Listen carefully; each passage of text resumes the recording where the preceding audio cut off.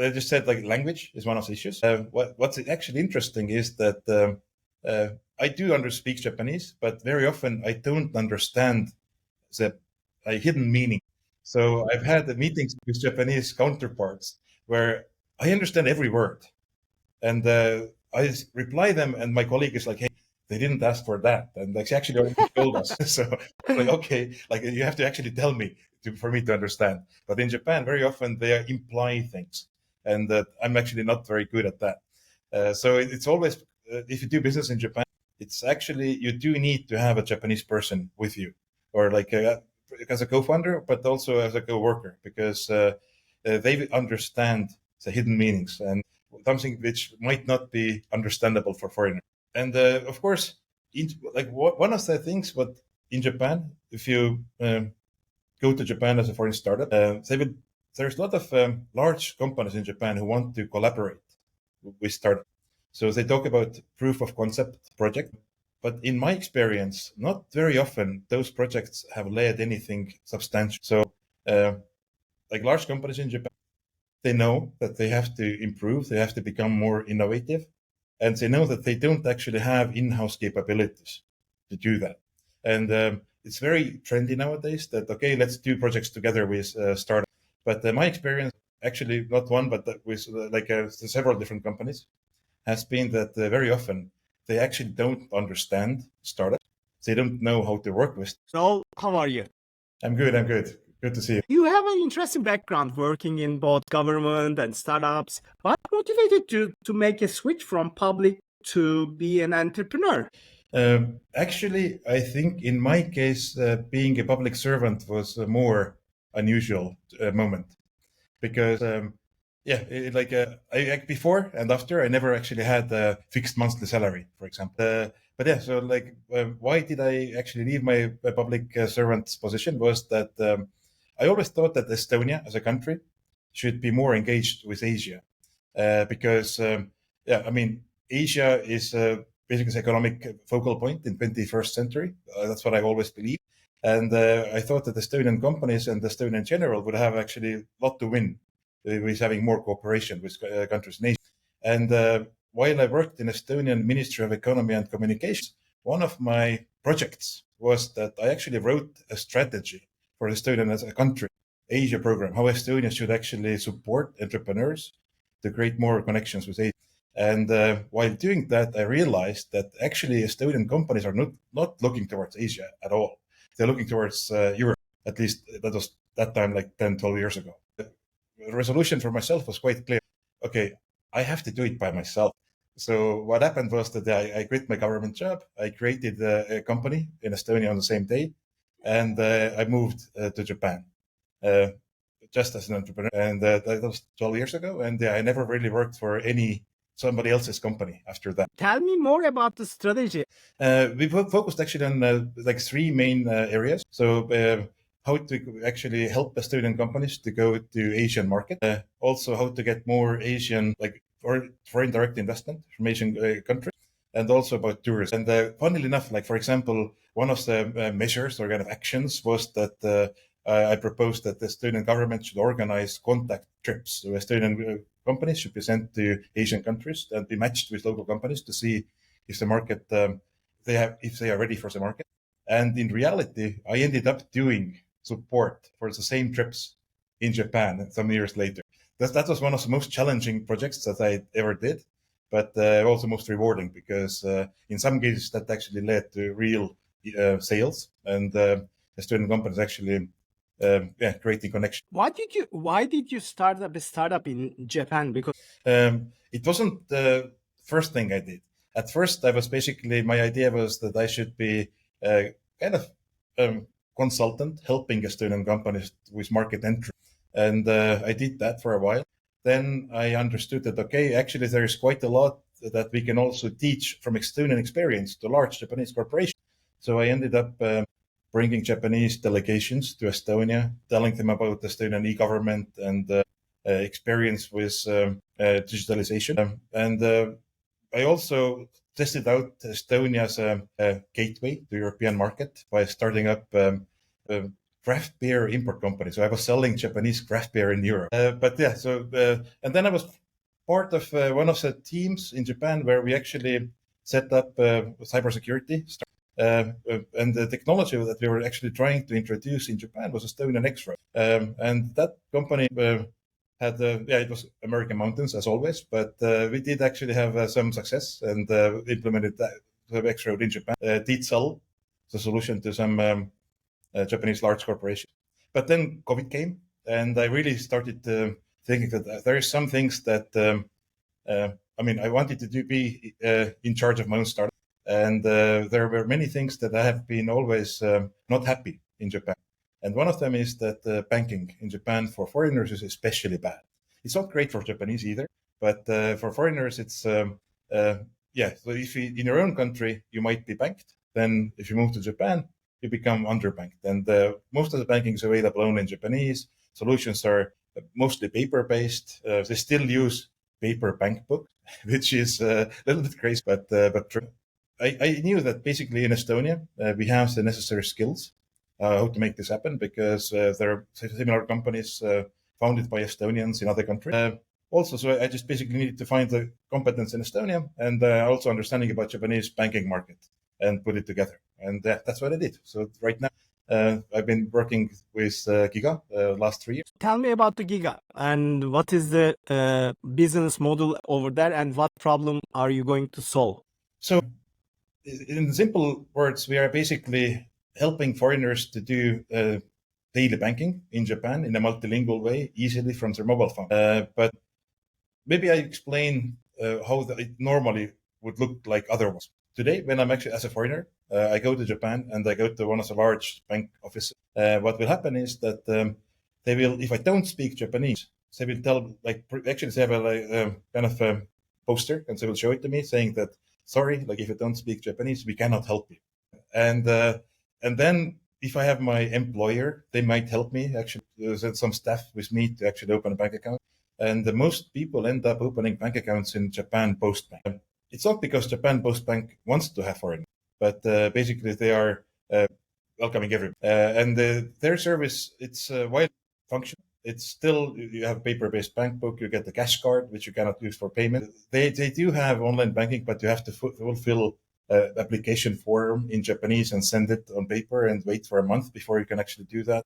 So there are many complications, but most foreigners actually end up using Japan Post Bank. Japanese people usually they have their first account as kids also with Japan Post Bank, but as adults, nobody's using it because it's maybe not so competitive. But and then if I want to get the credit card, it's very difficult to get it in Japan because for Japanese banks, foreigners are just not trustworthy enough. Basically right now we have started with making account opening easy, making domestic transfers easy. We also need to introduce payment cards and the foreign remittance into the same application. And then we believe that basically we would be the one-stop for foreigners living in Japan for all of their financial needs. And hopefully in the future, local people will find us also more convenient than other banks in Japan. Also, companies called Giga. In Japan, funnily, they call large banks mega bank, but there's no Giga bank. Do you think that is there a market, especially for the immigrants in Japan, or most of probably their customers are speaking Japan and they don't need to look for the niche market? What is the reason, and is there a trend or a market opportunity upcoming years? In Japan nowadays, basically, population is shrinking. There are just two growth markets. One is elderly people because of aging society. And second one is actually foreign. Demographic trends just determine that Japan needs to have more foreign labor coming to the market. And the Japanese government knows that. So it has made it regulation easier to come to Japan for work. And for us, I'm actually seeing foreigners market as serving people who have the highest pay in Japan. Of course, it's also a good entry point because it's a growth market. It's a growing. Today, it's still a niche. So it's maybe barriers are not so big and the market is not big. There are some other companies trying to solve this problem as well, but the market has not really been taken. So I think it's actually a very good point to enter. But in the future, we still need to target larger population as well. But I don't think we can start by targeting everybody. So we have to be very focused in our attempts at first. And in a way, I'm looking at it, okay, if I remove Japan and the bank account from what we are doing as Giga, then essentially we are creating trust across border, because it's not only in Japan. Like if you move to a different country and want to use financial services, very often you have to start proving who you are from the beginning. And eventually what we want is that people who travel between countries, they would be able to build up their credit score, build up the trust, and take it with them if they move to a new country or if they go back to their home country. So this is a long-term vision, what we have with. You have been in Estonia and Japan, so you have the experience to compare two mindsets and cultures. What are the differences, especially in the founders' mindset in different countries? I think Estonia and Japan are actually quite different, but complementary. Reason being that in Estonia, people are very much solving problems with software. And so if you have a problem, we maybe buy a couple of pieces from the shelf and create the software to make those things function smooth. In Japan, mindset is very different. People are very much into monotsukuri mindset. Monotsukuri means making things. So Japan, like craftsmanship, is very deeply rooted into Japanese psyche. And what it means is that it's actually hardware. And if you build something, if you make a thing, you can make it only once. So it usually takes lots of planning and you make it, and it's very difficult to change after that. But the software actually, I mean, it's soft. You can change as many times as you want. You can actually improve it after you actually already built it once. But the Japanese mindset, it has been difficult for Japanese companies to understand that. So even they apply this monotsukuri thinking also on software. And that's why I see that Estonian actually is quite strong in software, and that's why we could even maybe teach something to Japanese companies as well. And but of course, when it comes to kind of founder mindset, then another difference is that in Estonia we are small, 1.3 million people in a country. It's not the market. It's maybe at best it's a test market. Japan has 126 million people, so almost for one Estonians are 100 Japanese, and what it means is that you can actually grow quite big just in Japanese market. So while Estonians, we have to be kind of born global, international from day zero. Then in Japan, many companies, they grow relatively like good sized, but then they struggle to go to next countries because there will be also, okay, going abroad will be more risky, while the revenue is still coming from Japan. So say argument with, okay, we have to kind of protect our revenue coming in from Japan. So, so in this sense, one of the challenge Japan tries to solve right now is to have more globally minded startups. I think it will improve, but yeah, even so, like language issue, because in Japan people don't really speak that much English, and yeah. So, but of course, I've met many very driven and very internationally minded Japanese entrepreneurs also. So I know that yeah, Japan actually has quite bright future in that regard. So is the startup ecosystem in Japan? We know Estonia has a leading country, especially creating lots of unicorns and successful startups and entrepreneurs for the last couple of decades. And how is the Japan doing? Japan, it's getting better. When maybe 10, 15 years you had ago, you had startup events, people with suits and in a very strict kind of conference setting.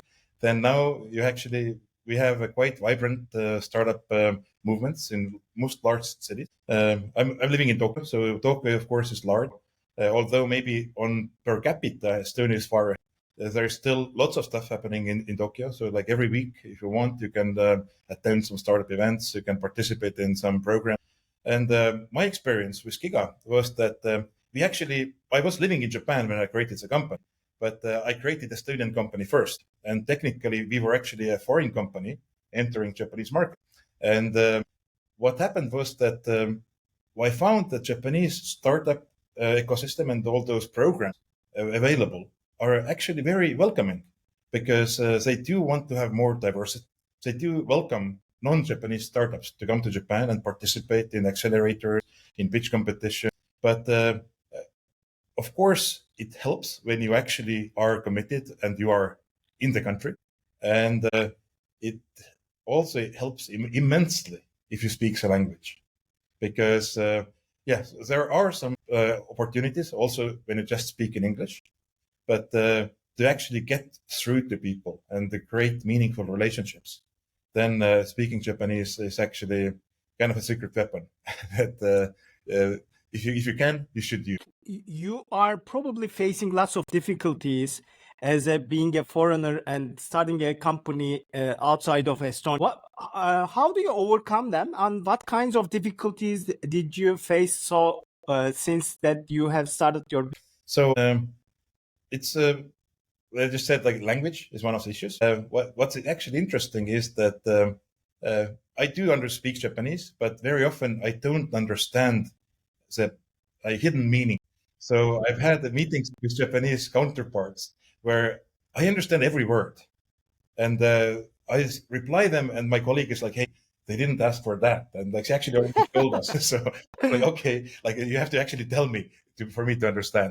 But in Japan, very often they imply things, and I'm actually not very good at that. So it's always if you do business in Japan, it's actually you do need to have a Japanese person with you, or like as a co-founder, but also as a co-worker, because they understand the hidden meanings and something which might not be understandable for foreigners. And of course, one of the things, but in Japan, if you go to Japan as a foreign startup, there's a lot of large companies in Japan who want to collaborate with startups.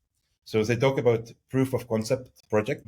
But in my experience, not very often those projects have led anything substantial. So like large companies in Japan, they know that they have to improve, they have to become more innovative, and they know that they don't actually have in-house capabilities to do that.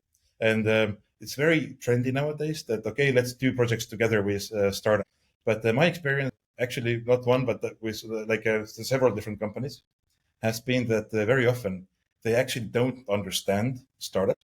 They don't know how to work with them. And very often, okay, you do a proof of concept, but it rarely leads to any other follow-on meaningful project. It's very often like basically large companies are very risk averse. And even if you introduce a technology or a solution that could create them meaningful revenue in the future, current revenue very often comes from some legacy solution that, but maybe it's lucrative. They know it doesn't have much future. But for example, for maintenance contracts from their clients, they actually still get money. And introducing a new thing might actually make this old revenue less stable. And of course, they want to protect rather than to, like a challenge. What is the situation with the Giga right now, and how do you motivate your teammates, especially different cultures? And what kinds of metrics do you track? I know that you have early traction and customers, and what is your plans for the couple of years time?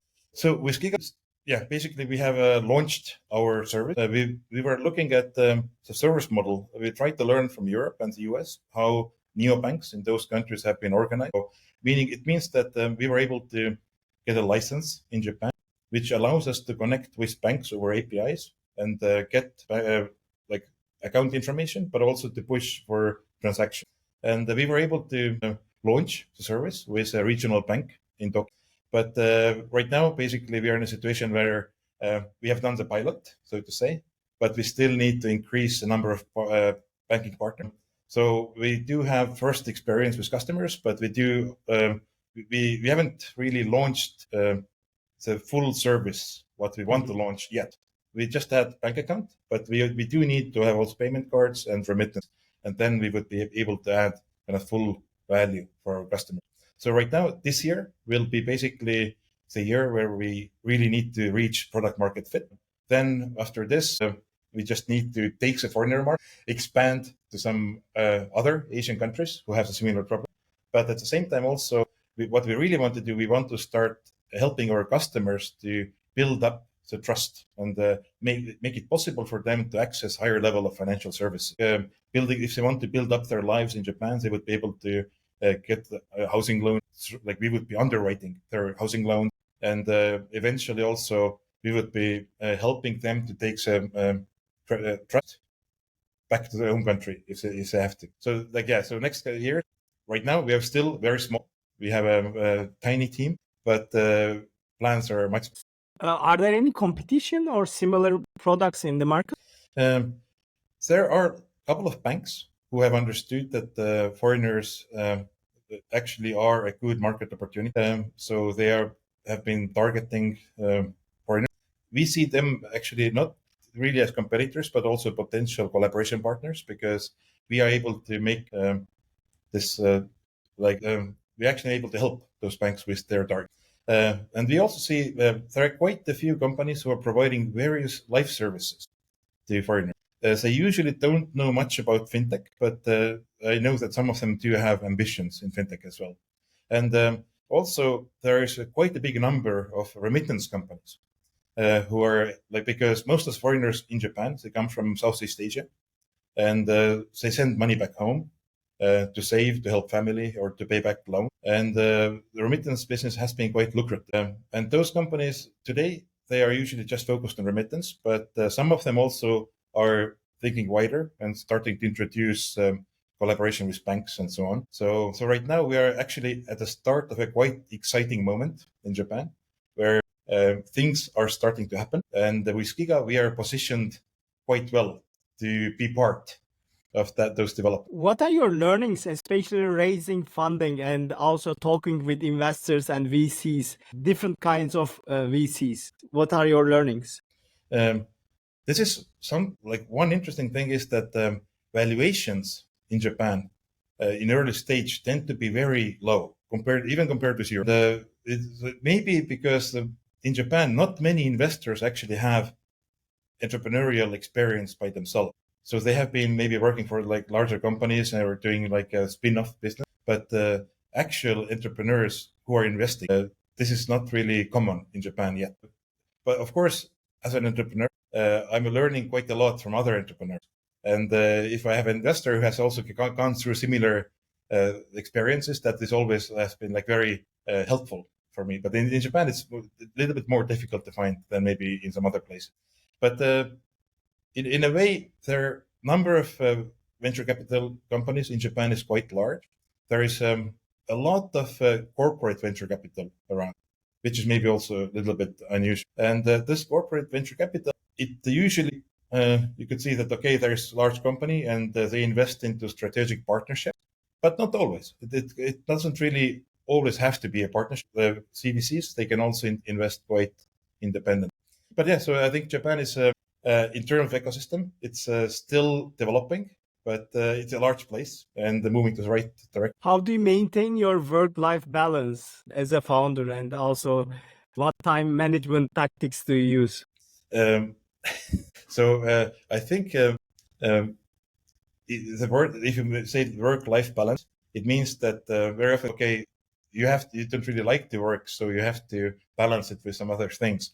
But in my case, yeah. So I believe that maybe I like working, but it's very difficult for me to find the word balance. So at the moment, I've actually organized my life in a way that I can really focus on making the company a success. My family, actually, I moved my family from Japan to Estonia. So right now I'm actually mostly in Japan focusing on work. But when I'm coming to Estonia, I will be able to take a little bit of time off and maybe clear my head and gain a fresh perspective also on the challenges I have in Japan, because I will be able to be a little bit detached and spend more time with my family. So I've actually, I'm trying to balance it, not date kind of patching my time in different locations. But yeah, so other than that, I've learned that it's quite important to kind of to work with your mindset on a daily basis to basically to be able to focus on main tasks that delivers what you need to do in a day, but also also overall. So also more long term, you have to be very grateful for the opportunities that you have gotten, and approach things from the position of abundance. And when you have, of course, as an entrepreneur, you never have enough resource So if you're able to have a correct mindset, you're able to be more resourceful.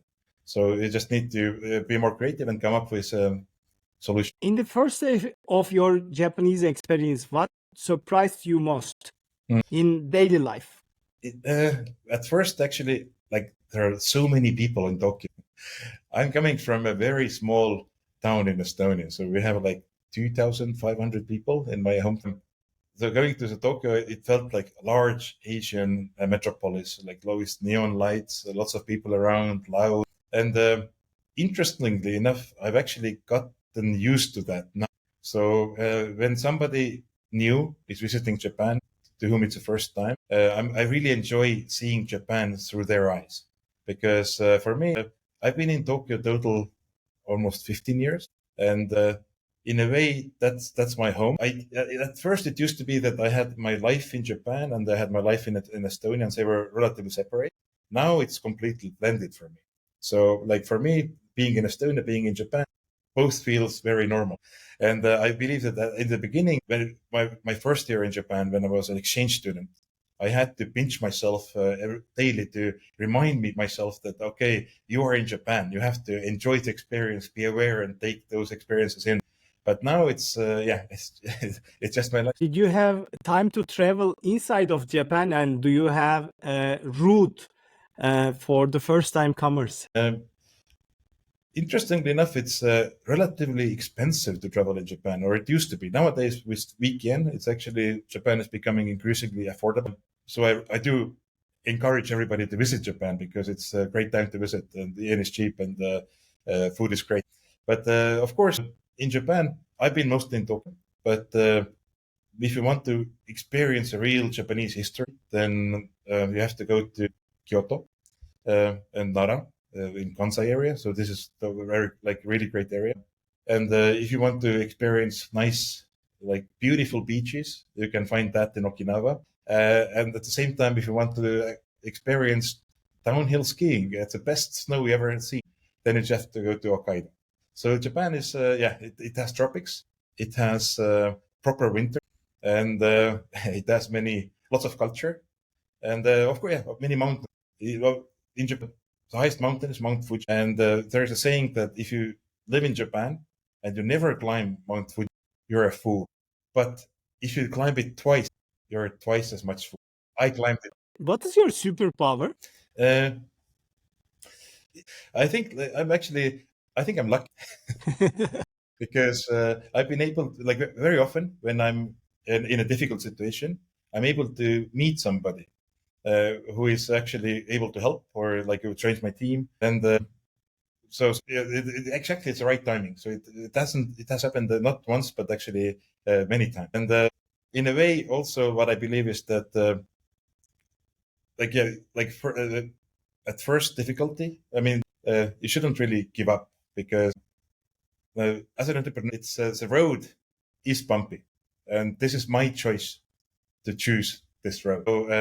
So we have to be ready to actually outlast difficult times and to be ready for the good times. If you have the ability to go back in time and when you graduate from the school, what advice, three advice should you give yourself, younger yourself, today? Mm. In a way, it's actually quite interesting one. What I've thought and what I actually experienced repeatedly, it's true, is that whether you do small things or you do big things, they both are hard.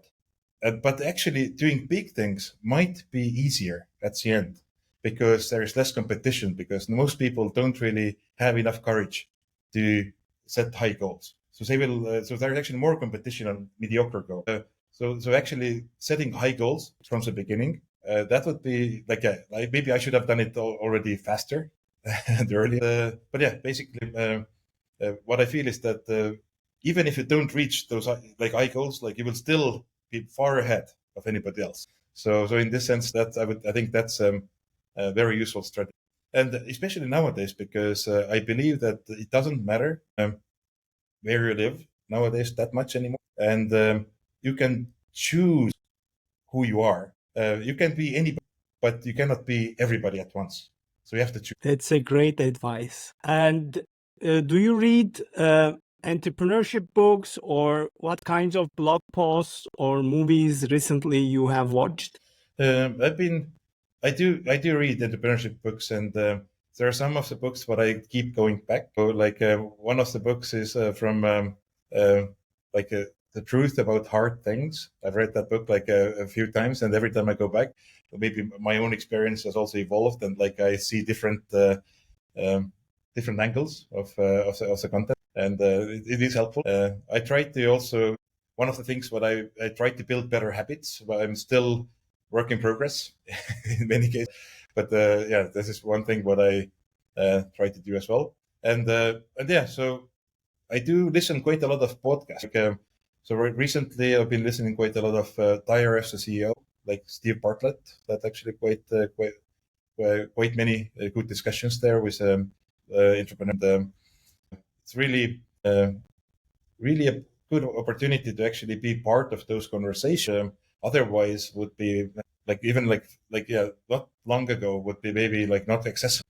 But now you can actually, even if you don't know the person, you are able to listen to the conversation and distill learnings for yourself. So I really do enjoy that. But yeah, so like before that, I would learn. I read many Tim Ferriss books. Listened to like his podcast, and yeah, so on and so on. Raul, thank you very much. It was truly insightful about also your experience in a foreign country. I want to thank you again for being on this podcast. Yeah, thank you, Burak. Thank you.